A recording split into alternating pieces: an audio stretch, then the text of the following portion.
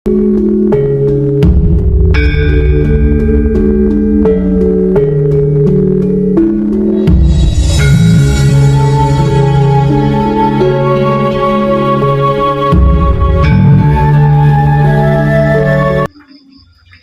kan tidak semua orang paham itu.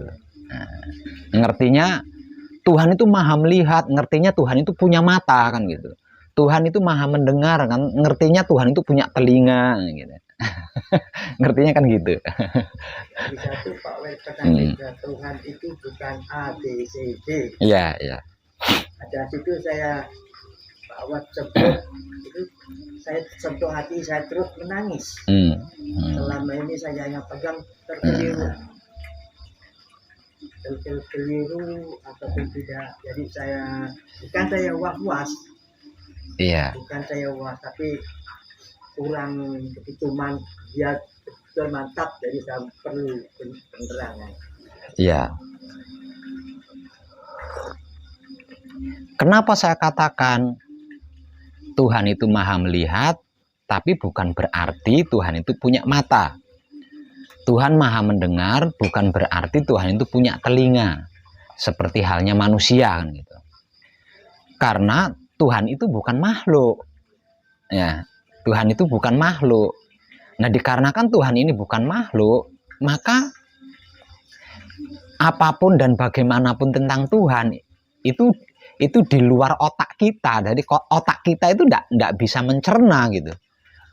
Tuhan itu bulat, Tuhan itu bunder, itu enggak bisa kita memprediksi seperti itu, enggak bisa. Atau Tuhan itu putih, Tuhan itu hitam, enggak bisa. Otak kita itu enggak bisa mencerna sampai ke situ. Karena apa? Karena Tuhan itu bukan makhluk gitu.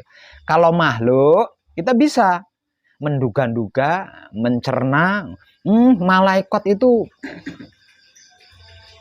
bisa terbang, berarti malaikat itu bersayap, itu bisa. Ya, karena apa? Karena malaikat adalah makhluk gitu. Malaikat adalah makhluk. Tapi kalau tentang Tuhan tidak bisa seperti itu kan gitu.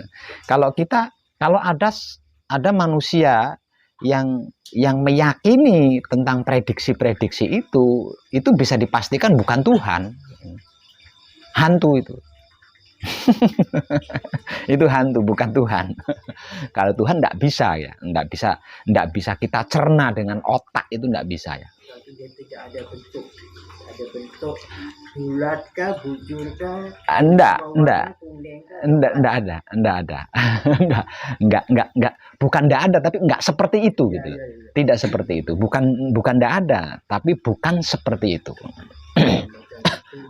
Salah apa yang saya simpan selama ini. Ya. Tapi di sisi lain, Pak Ahmad ya, di sisi lain Tuhan itu pernah berkata kepada Rasulnya, kepada utusannya melalui malaikat. Bagaimana perkataan Tuhan? Sesungguhnya aku sesuai prasangka hambaku. Ya, manusia hamba Tuhan tidak bisa memprediksi Tuhan, tidak bisa mencerna Tuhan, tapi Tuhan mengatakan aku sesuai sangkaan hambaku, tapi aku tidak seperti yang kau kira. Masuk enggak Pak Ahmad?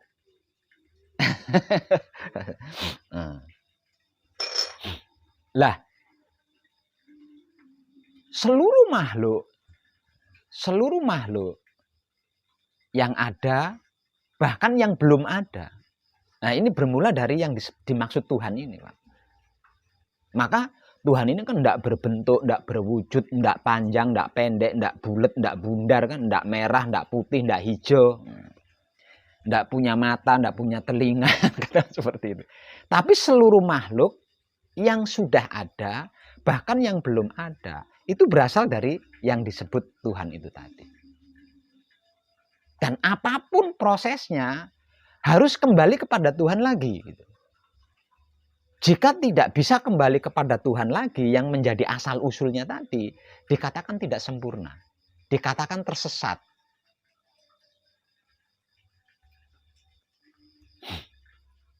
Lah, pengertian lain, pemahaman lain tentang Tuhan, Tuhan itu suci. Saking sucinya, sampai-sampai diberi titel maha. Jadi maha ini kan titel ini ya. Aslinya Tuhan tidak bisa diberi titel, itu tidak bisa. Suci, titik.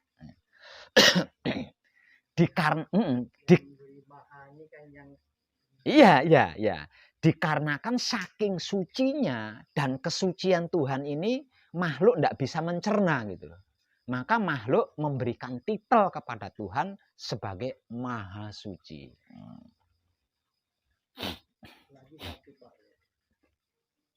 Minta maaf semuanya ya, saya masalah percaya daripada jauh.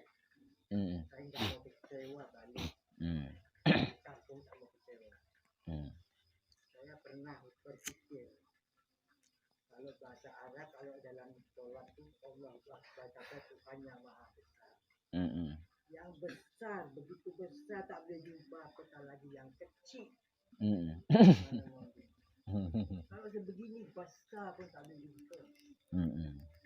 Itu akal pikiran saya ke situ. Ya, memang benar. Tapi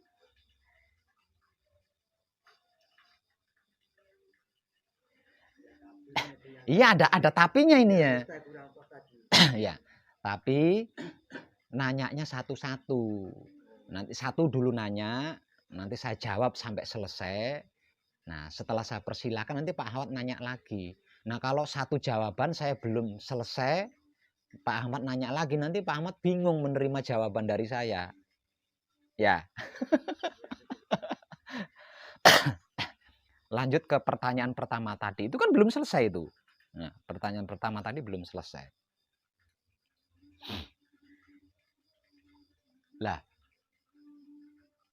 Tuhan yang suci ini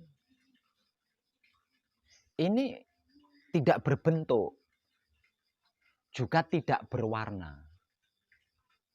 Arti maksudnya, suci itu bukan bentuk, bukan warna.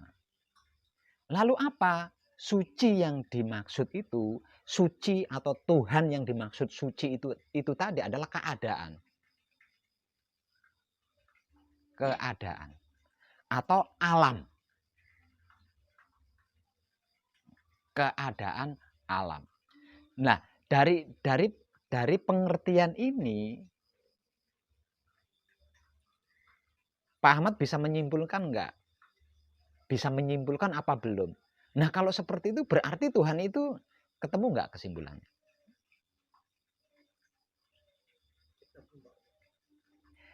Tuhan itu kan suci. Tuhan ini kan sebutannya. Nah, kalau suci ini sesungguhnya bukan sebutan gitu loh. Bukan sebutannya. Nah, Tuhan yang dimaksud adalah suci. Lah, suci itu sendiri bukan bentuk, bukan warna. Melainkan keadaan. Lah, dengan ini ketemu nggak kesimpulannya Pak Ahmad? Tuhan itu apa? Tuhan itu bagaimana? Itu saya belum sampai ke situ.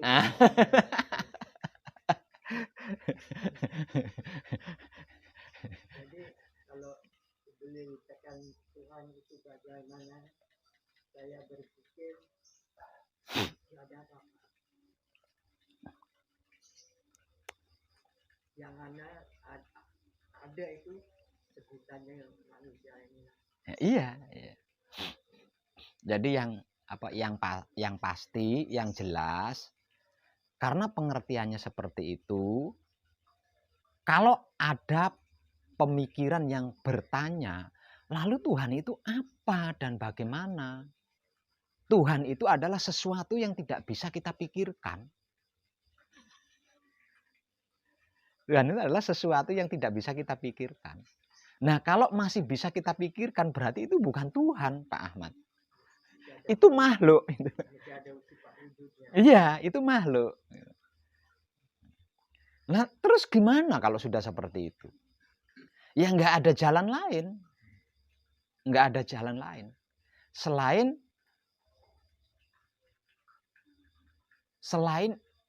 ilaihi rojiun.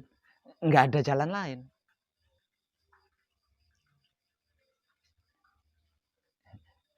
Selain kembali menyatu dengan suci yang selama ini kita sebut sebagai Tuhan, nggak ada jalan lain. Karena jika tidak seperti itu, kita nggak bisa nangkep Tuhan. Nggak bisa nangkep Tuhan.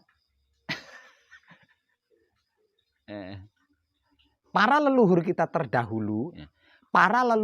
terdahulu meninggalkan kata-kata.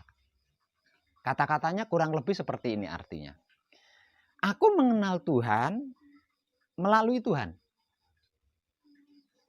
Aku mengenal Tuhan menggunakan Tuhan.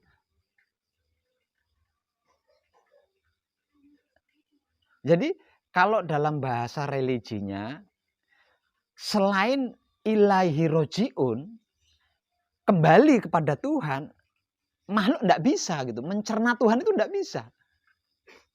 Mencerna Tuhan itu tidak bisa. Itu. Di sisi lain juga ada dalil yang mengatakan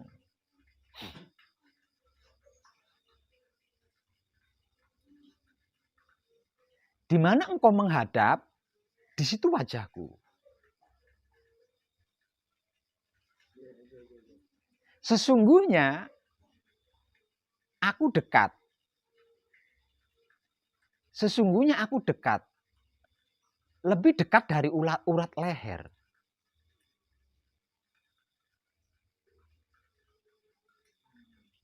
Lah dari sini, dari bahan ini kita bisa merenung, Pak Ahmad. Ya, dari bahan ini kita bisa merenung.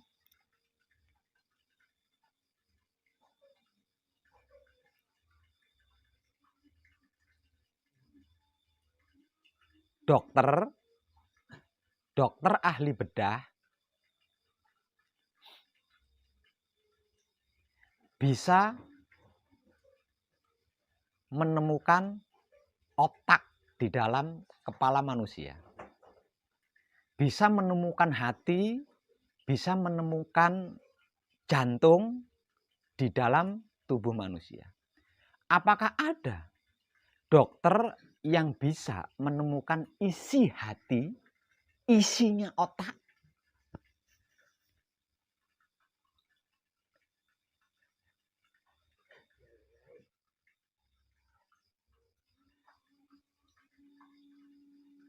Nah, ini sudah mendekati kata suci tadi loh ya. Ini sudah mendekati. Jadi isinya otak, yang menjadi isinya otak, yang menjadi isinya hati, ini sudah mendekati dengan kata suci tadi, kata Tuhan tadi. Jadi kalau Tuhan itu miripnya, kalau Tuhan itu mirip dengan isinya otak, isinya hati, berarti yang bisa mengetahui Tuhan itu otak kan? Yang bisa mengetahui Tuhan itu hati kan?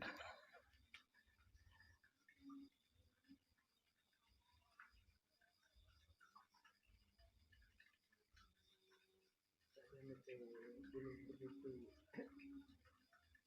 dapat menyusunnya. Nggak bisa itu. Nggak bisa disusun, nggak bisa dirancang. Terkecuali nanti kalau Pak Ahmad sudah dalam keadaan manunggal, baru bisa mencerna, baru bisa menyusun ya, dalam keadaan manunggal. Sesudah ilahi rojiun. Sesudah ilahi rojiun baru bisa menyusun, baru bisa mencerna. Sebelum ilahi rojiun, sebelum kembali kepada Tuhan, makhluk manapun tidak akan bisa mencerna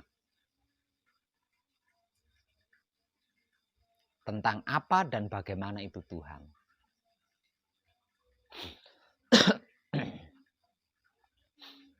Hanya saja mayoritas makhluk kan enggan kan?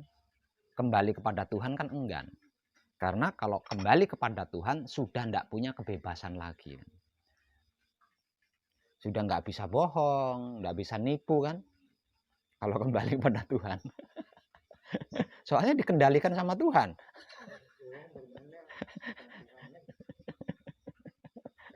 berpikir, saya mau pergi di satu tempat. Saya mesti di sini, tubuh saya mesti di sini. Tapi dia sudah nunggu di sana. Sudah ada di sana. Iya. Kemana saya pergi? Sebelum saya sampai, mana saya? Oh, dia sudah ketemu.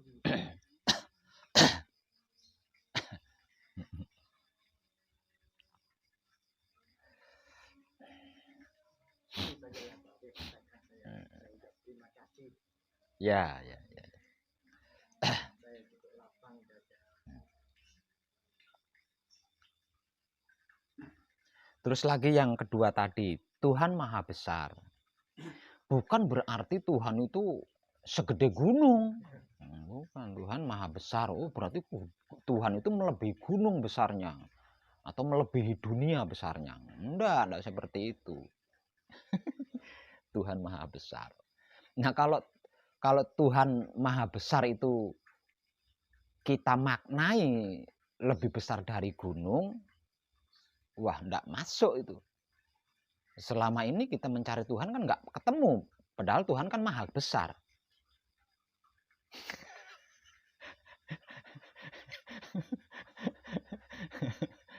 Tapi pada pendapat saya, pada saya sebesar saya.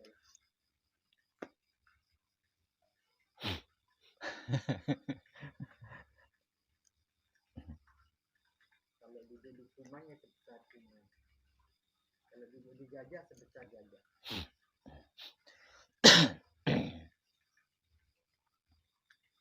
Jadi intinya makhluk apapun, makhluk manapun, selagi dia itu masih bisa memprediksi Tuhan, menduga Tuhan, maka selama itu dia tidak akan pernah mengenal Tuhan. Maka selama itu dia tidak akan pernah mengenal Tuhan. Mungkin juga belum bertuhan. Ya pastilah. Nah, kalau sudah kenal ngapain diduga-duga? Saya sudah kenal kan sama Pak Ahmad. Ngapain saya duga-duga? Jangan-jangan kayaknya Pak Ahmad ini orang Malaysia ini. Ngapain saya menduga begitu? Lah saya sudah tahu kalau Pak Ahmad itu dari Malaysia. Kan gitu.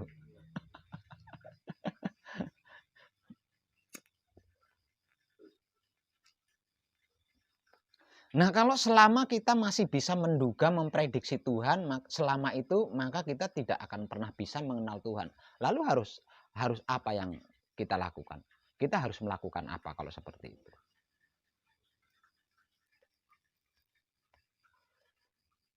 Ya kita harus menghentikan semua itu, Pak Ahmad. Kita harus menghentikan semua itu. Karena jika tidak dihentikan, ya selama itu kita akan selalu seperti itu kalau tidak kita hentikan.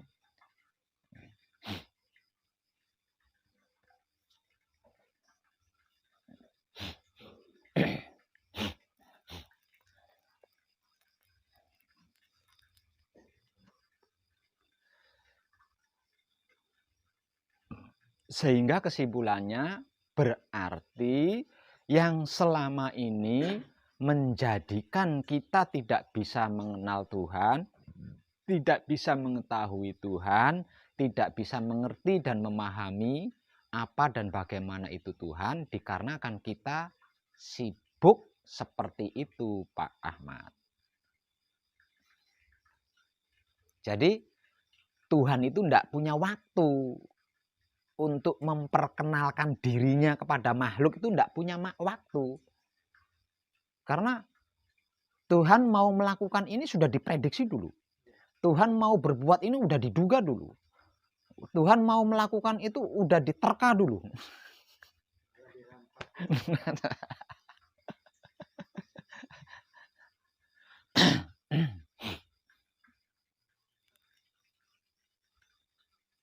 Itulah maksud daripada diam yang saya motivasikan, Pak Ahmad. Karena jika tidak diam, pasti kita akan capek. Sebab apa? Sebab yang dimaksud Tuhan itu tidak sesuai dengan pikiran kita, tidak sesuai dengan batin kita, tidak sesuai gitu, tidak sama. Memang Tuhan itu berkata, aku sesuai prasangka hambaku. Nah kalau begitu gampang aja, kita sangka saja. Oh Tuhan itu botol, jadi dah. Tuhan itu gelas, kan sesuai prasangka hambanya. Kenapa Tuhan berkata seperti itu? Kenapa Tuhan berkata sesungguhnya aku sesuai prasangka hambaku? Kenapa Tuhan berkata seperti itu? Karena tidak ada satupun sangkaan yang di dalamnya itu sesungguhnya nggak ada Tuhan. Karena Tuhan maha melihat, Tuhan ada di mana saja. Berarti kan tidak ada satupun prasangka yang di dalamnya itu nggak ada Tuhan. Nah, kalau kita menyangka apapun, berarti kan ada Tuhan di dalamnya. Nah, sebab karena itu Tuhan berkata, aku sesuai sangkaan hambaku. Hanya saja perkaranya ketika seseorang itu berprasangka, melihatkah Tuhan dia? Dan perkaranya kan itu.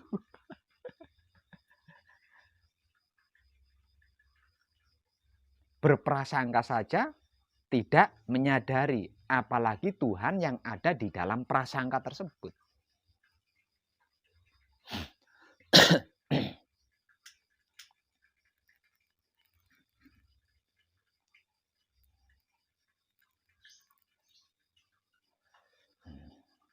Mungkin ada ungkapan yang lain, Pak Ahmad, atau pertanyaan yang lain? Ya? Tidak ada lagi.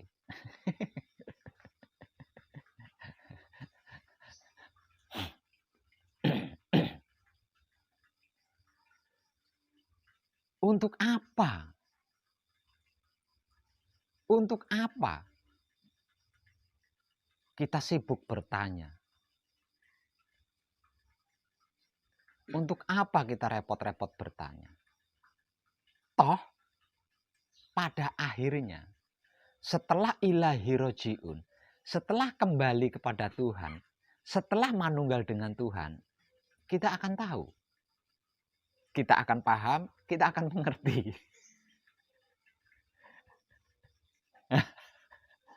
Kalau dipersimpel loh itu Pak Ahmadnya. Kan selama ini yang membuat kita nggak tahu, selama ini yang membuat kita tidak paham, tidak mengerti tentang Tuhan itu apa dan seperti apa. Pemikiran-pemikiran kita kan. Kebatinan-kebatinan kita. Yang menerka-nerka, yang merekayasa, yang menduga-duga, yang memprediksi Tuhan. Kan itu yang menjadikan kita selama ini tidak bisa tahu, tidak bisa paham, tidak bisa ngerti tentang Tuhan kan. Iya, malah semakin pusing kan. Semakin pusing. Masih muda, udah pusing.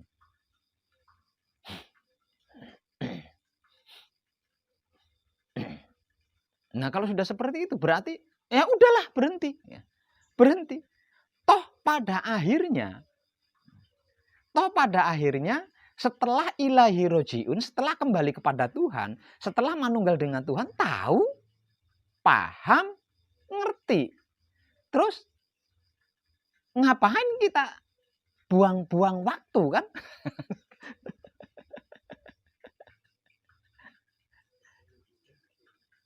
Kalau dipersimpel. Tapi Pak Web, kan ada kata-kata bijak yang berbunyi seperti ini. Malu bertanya, sesat di jalan. Malu bertanya, sesat di jalan. Itu kalau nyari alamatnya Pak Web. Kalau mencari alamatnya Pak Web, malu bertanya, pasti tersesat, salah-salah jalannya. Ini nyari Tuhan tersesatnya kemana mau mencari Tuhan? Lawang Tuhan ada di mana-mana. Tuhan ada di mana-mana. Jadi jangan disamakan dengan kata-kata bijak tadi. Malu bertanya, sesat di jalan. Emang iya, kalau malu bertanya pasti sesat di jalan. Kalau yang dicari alamatnya Pak Web. Tapi kalau yang dicari alamatnya Tuhan, jangan takut tersesat. Jangan takut tersesat. Takutlah tersesat kalau mencari Tuhan, mencari alamat Tuhan keluar diri. Takutlah tersesat kalau mencari alamat Tuhan keluar diri. Kalau mencari alamat Tuhan ke dalam diri, jangan takut tersesat. Walaupun tidak pernah nanya.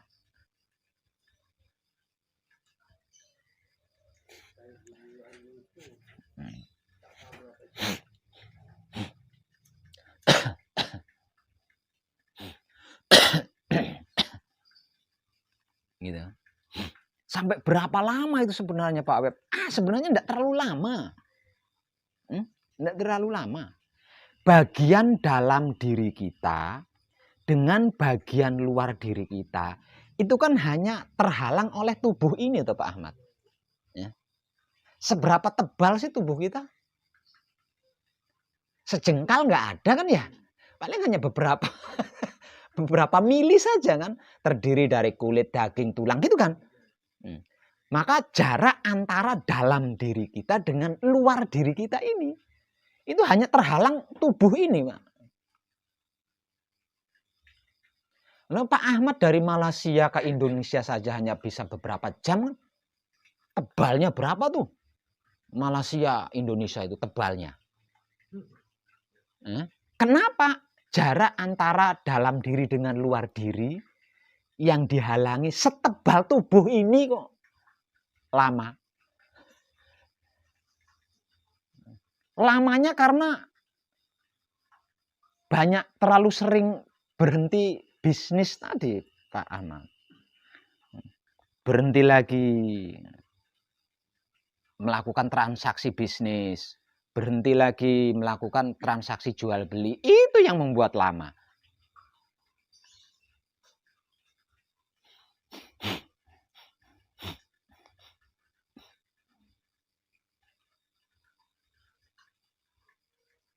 Iya kan Pak Ahmad? Tuhan berkata, sesungguhnya aku itu dekat, lebih dekat dari urat leher. Yang lebih dekat dari urat leher kita itu apa? Kalau bukan bagian dalam kita. Kata-kata ini, kalau dimaknai berarti Tuhan ada di dalam. Nah kalau Tuhan itu ada di dalam, berarti kita kan ada di luar. Ya. Nah kalau kata-kata tadi dimaknai bahwa Tuhan itu ada di dalam, berarti kita kan ada di luar. Nggak mungkin kan sama-sama di dalam. Nah kalau kita sama-sama di dalam, Tuhan tidak akan menurunkan ayat innalillahi wa inna ilaihi rojiun. Ayat ini diturunkan karena ada perpisahan antara Tuhan dengan makhluk. Nah, kalau kata-kata tadi dimaknai bahwa Tuhan ada di dalam, berarti kita ada di luar. Kalau dimaknai sebaliknya, Tuhan ada di luar. Ada di jauh, ada di sana, ada di atas langit. Makanya kalau nggak diteriak-teriakin dia nggak dengar. Karena Tuhan ada di luar. Oke, Tuhan ada di luar. Berarti kita kan ada di dalam. Lah, jarak dalam kita dengan luar kita ini kan hanya sebatas tubuh ini jaraknya. Nggak bermil-mil, nggak bermeter-meter. Yang menjarai kita dengan Tuhan berarti kan tubuh ini.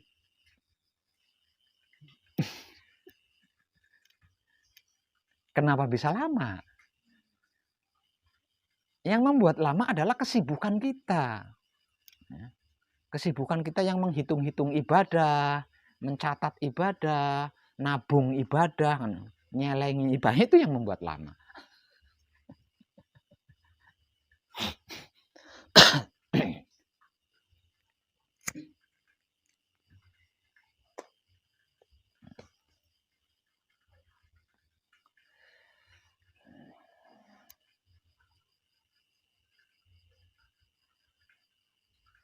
Pak Sarip, barangkali punya pertanyaan atau ungkapan? Belum.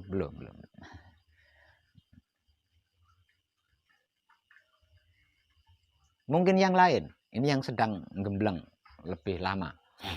Yang dari Bojonegoro mungkin punya pertanyaan, monggo. Enggak ada.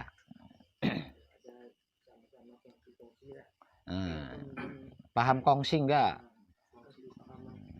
Di sini Pak Ahmad, di sini di Indonesia, khususnya di Jawa, kongsi itu tempat penampungan ikan yang baru datang dari laut. Ya. Kemudian pelaut dengan pendarat ini bekerja sama, melakukan transaksi di tempat itu. Lah tempat yang dijadikan transaksi antara pelaut dengan pendarat ini tadi disebut kongsi.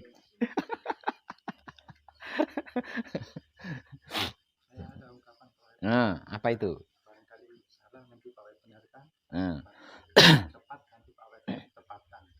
Apa itu? Maka arti sesungguhnya Tuhan tidak dapat dijelaskan, semakin didefinisikan maka semakin gugur dia sebagai Tuhan.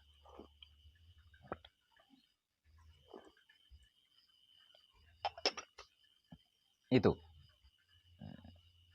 bagus tapi kurang tepat. Kurang tepat. Yang tepat, semakin kita menjelaskan tentang Tuhan, semakin jauh Tuhan itu. Karena dia maha luas. Satu dijelaskan, nambahkan satunya. Yang nomor 2 dijelaskan, nambah lagi. Karena dia maha luas gitu loh. Jadi semakin dijelaskan ya semakin jauh, nggak ada habisnya. Semakin gugur jadi nama Tuhan itu. Nah, semakin kemomoran.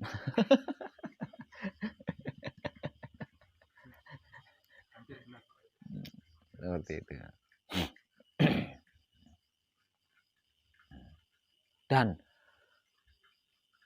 dengan adanya banyak pencerahan-pencerahan tentang ilmu pengertian A, B, C, D, dan seterusnya. Tentang ilmu pemahaman A, B, C, D, dan seterusnya. Tentang ilmu pengetahuan A, B, C, D, dan seterusnya. Itu sebagai bukti bahwa Tuhan itu benar-benar maha luas. Dan semuanya itu nggak ada yang salah. Benar semua. Karena itu bukti bahwa Tuhan itu maha luas. Nah, semakin kita perluas, ya semakin kita tidak akan pernah ketemu sama Tuhan. Nah, dia maha luas kan? Kita perluas, karena dia maha luas, lebih luas lagi. Kita perluas lagi, luasnya. Dia maha luas, lebih luas lagi. Lah itu sampai kapan? Nah, dengan ini berarti kesimpulannya apa? Harus kita persempit. Harus kita kurangi prediksi-prediksi tentang Tuhan, dugaan-dugaan tentang Tuhan, prasangka-prasangka kita tentang Tuhan itu harus kita kurangi. Semakin kita kurangi, semakin dekat dia. Ya? Semakin kita kurangi, semakin dekat dia. Semakin kita kurangi, semakin sampailah pada akhirnya. Nah, caranya mengurangi, belajar diam itu tadi. Semakin diam kan semakin berkurang. Semakin diam semakin berkurang. Kalau benar-benar bisa diam berarti sudah nggak ada kan? Ah, itu Tuhan di situ. Berarti sudah nggak ada kan?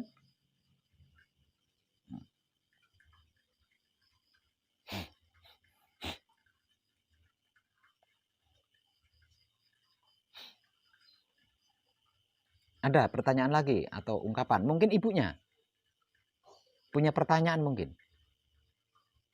Ada? Nggak ada? Saya nanya ini. Ya. Masalah untuk pengapalan susah banget. Nerima, Mang, diterima. Iya, diterima. Matur suwun, matur suwun. Misal contoh lagi, mengucapkan terima kasih ini nggak ketemu kliknya ya, nggak ketemu kliknya. Katakanlah seperti itu. Saya sudah berusaha Tuhan. Ini bahasa saya, tapi jenengan harus menggunakan bahasa sendiri loh ya. Ini bahasa saya. Saya sudah berusaha Tuhan. Tapi karena udah terlambat, saya mengalami kesusahan, tapi saya rindu sama Tuhan. Tapi saya kesulitan. Saya cinta, tapi saya kesulitan. Itu bahasa saya. Lah dengan kata-kata penyadaran diri seperti ini, nanti terjadi penerimaan di situ. Sehingga panjenengan mengalami kesulitan menghafal bacaan itu nanti jenengan bisa nerima. Dan ketika panjenengan bisa menerima kekurangan panjenengan, maka pada saat itu panjenengan lengkap. Ketika panjenengan bisa menerima kekurangan panjenengan, justru pada saat itu panjenengan lengkap. Maksud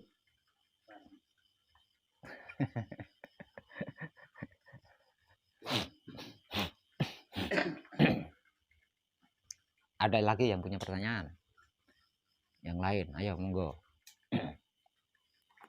Kalau nggak ada yang bertanya, nanti nggak bisa kadangan. Atau kita sharing, ayo, nggak usah bertanya, sharing aja. Mungkin ada yang punya pengalaman masa lalu atau masa kini selama menekung, selama gembleng. Ayo diungkap, sharing sama saya.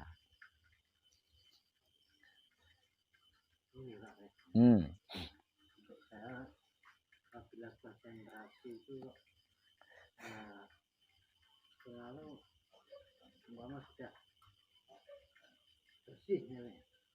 Kadang ada umpama diikuti dengan kasih Tuhan dalam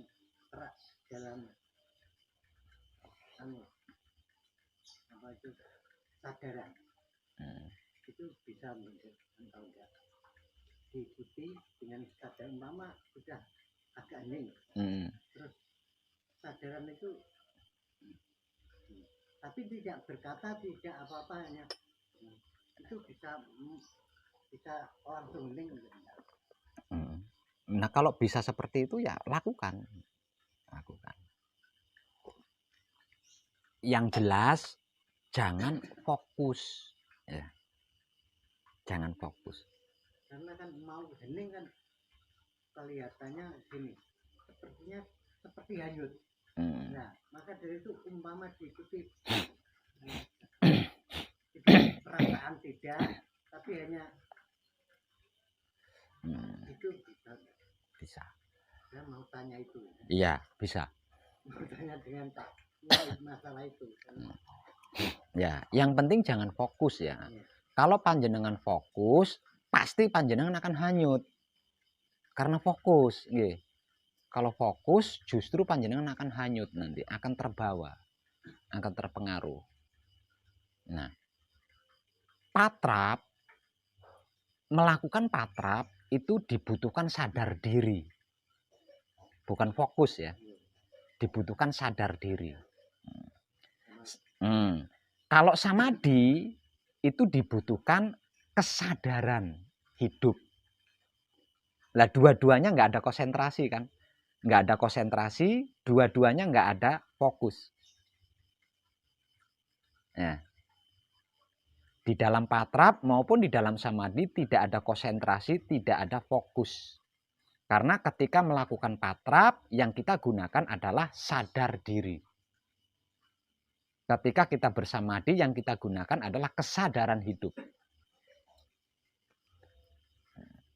Kenapa Pak Web melarang konsentrasi, melarang fokus? Karena Tuhan itu bukan target. Satu, Tuhan itu bukan target. Dan yang kedua, Tuhan itu bukan gaib.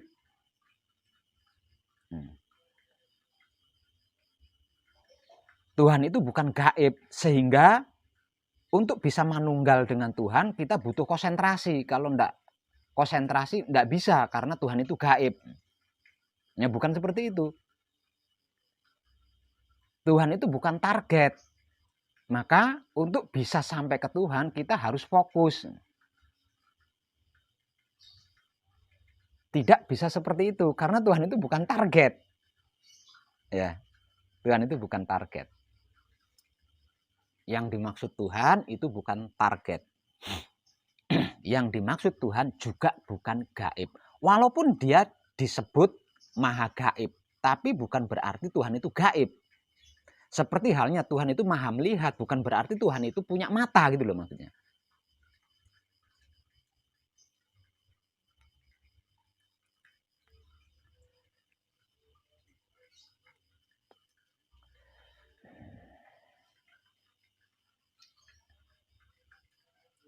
Saged paham, Pak?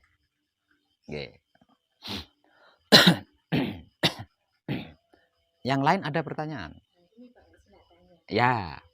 Kalau saya kan kadang belajar di rumah lah, kadang pernah baca kunci kita terus hilang di mana tuh di otak tuh macam tak fokus lah. Itu bukan ndak fokus, tapi itu proses. Artinya ketika membaca kunci, ketika membaca bacaan kunci, ibu masuk ke dalam ranah proses atau dimensi proses. Nah, prosesnya seperti itu. Nanti kemana-mana tidur lagi. Ya. Kenapa kok bisa seperti itu? Kadang saya cakap sama suami, apa bodoh ya? Tak boleh dapat apa-apa. Beban, nggak bisa baca. Bodoh. Berani jenengan? Insya Allah. Ngaku bodoh seperti ibu tadi loh, berani nggak? Bodoh saya. Belajar tak boleh masuk. Iya.